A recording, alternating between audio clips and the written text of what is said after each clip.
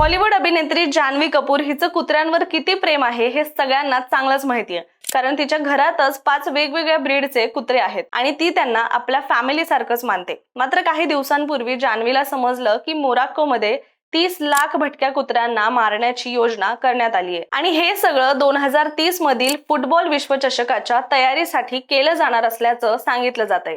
ही बातमी समजताच जान्हवीने Instagram story टाकली, ज्यात तिने तीव्र नाराजी व्यक्त केली आहे। या स्टोरीमध्ये तिने एका बातमीचा स्क्रीनशॉट शेअर करत लिहिलंय की हे खरं असू शकत नाही। भटक्या प्राण्यांना मारून तुम्ही स्वच्छता कशी करता यासाठी अनेक चांगले उपाय आहेत आणि असं करणं हा गुन्हा आहे, असं जान्हवीने या पोस्टमध्ये म्हटलंय। मोरक्को, स्पेन आणि पोर्तुगाल सोबत मिळून 2030 चा फुटबॉल वर्ल्ड कप आयोजित करणार आहे आणि त्यामुळे रस्त्यावर फिरणाऱ्या कुत्र्यांमुळे येणाऱ्या अडचणी टाळण्यासाठी त्यांना मारण्याचा निर्णय घेण्याचं सांगितलं जातंय।